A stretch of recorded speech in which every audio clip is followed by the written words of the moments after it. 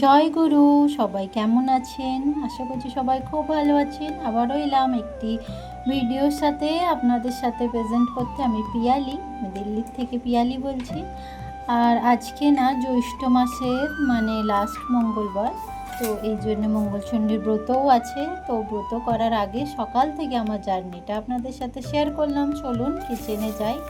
আর এই যে মা ঠাকুমার দেওয়া শিক্ষাটা একটু অক্ষরে অক্ষরে পালন করার চেষ্টা করি।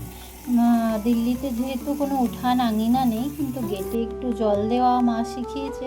তাই আর কি, এই যে দেখতেই তো পাচ্ছেন, গেট খুলতেই আর কি রাস্তা, কিন্তু কিছু তো করার নেই, ওই নিয়ম মতো আর কি একটু জলের ছড়া দিয়েছি।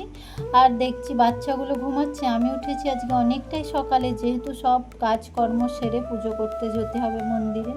আর এই যে এটা বেড সাইড কার্পেটটা আগে ঝেড়ে নিলাম, কারণ এর মধ্যে না কিট্টু আছে, তো অনেক লোম ঠোম ধুলোবালি হয়েই যায়।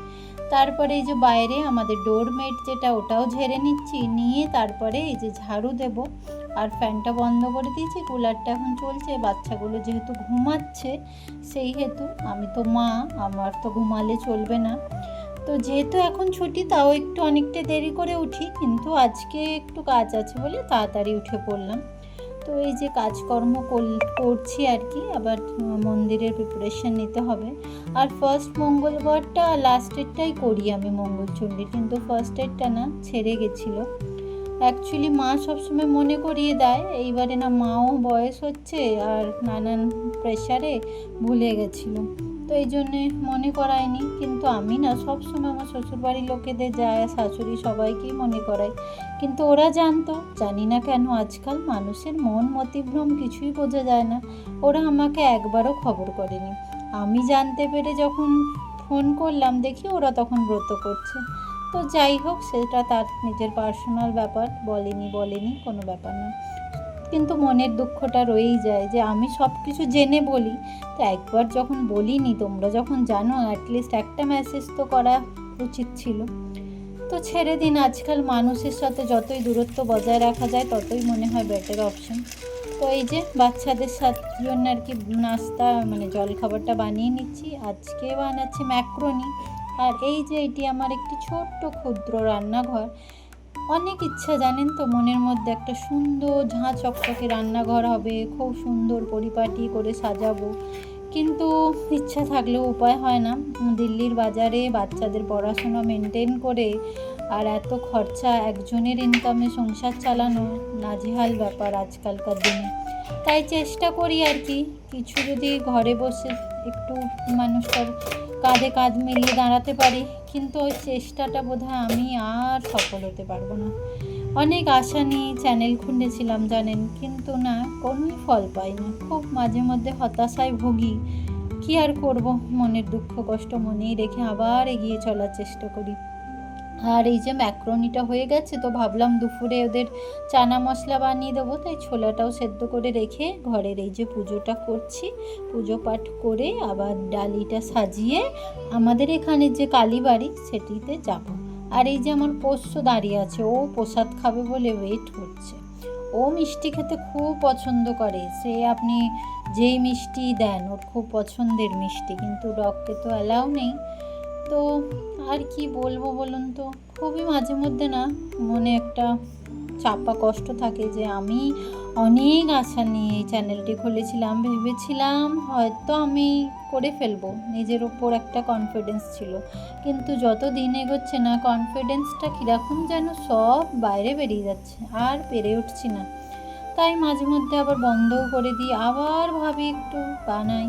মহাদেবের মাথায় জল ঢাললাম, আর মহাদেবকে সবসময় এটাই বলি, মহাদেব শক্তি দিও, তুমি যেই চলার পথটা আমাকে দেখিয়েছো, সেই পথের শক্তিটা জোগাড় করো আমাকে চলার জন্য।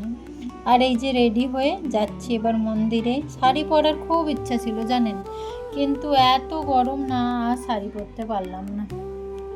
কি জলখাবার, রীতি এসছে কালকে, রীতি খাচ্ছে, আর আরও আসছে ওয়াশরুম থেকে। তাহলে মন্দিরে যাই।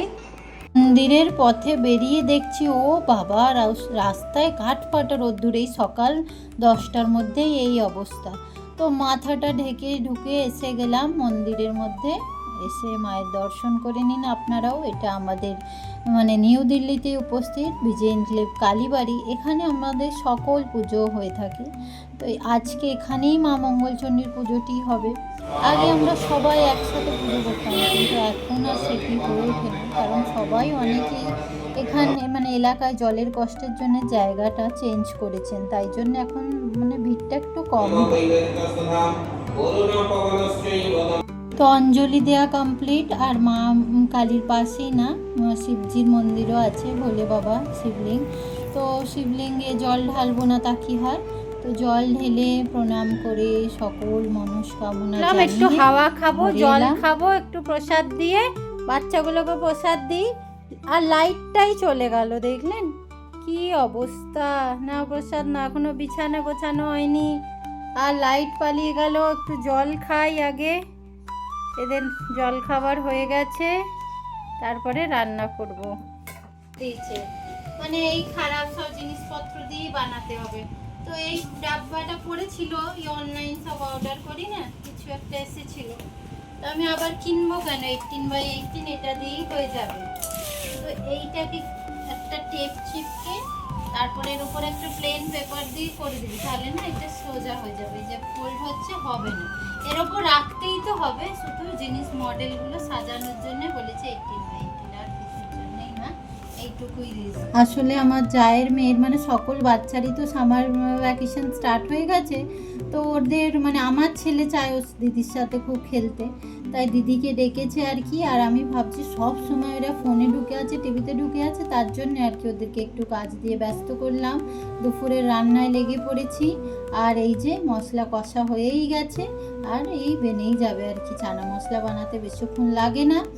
আর আপনাদেরকে আমার ভিডিওগুলো কেমন লাগছে জানাবেন। তাহলে আজকের ভিডিওটা এই যে এবার শেষ করব। আর আমার বাচ্চাদেরকে দুপুরের লাঞ্চ দিয়ে দিয়েছি, ওরা লাঞ্চ খাক। আর আপনাদের যদি ভালো লেগে থাকে ভিডিওটি, তাহলে একটি লাইক শেয়ার সাবস্ক্রাইব করে আমার পাশে থাকবেন। আবার দেখা হবে। জয় গুরু, সবাই ভালো থাকবেন।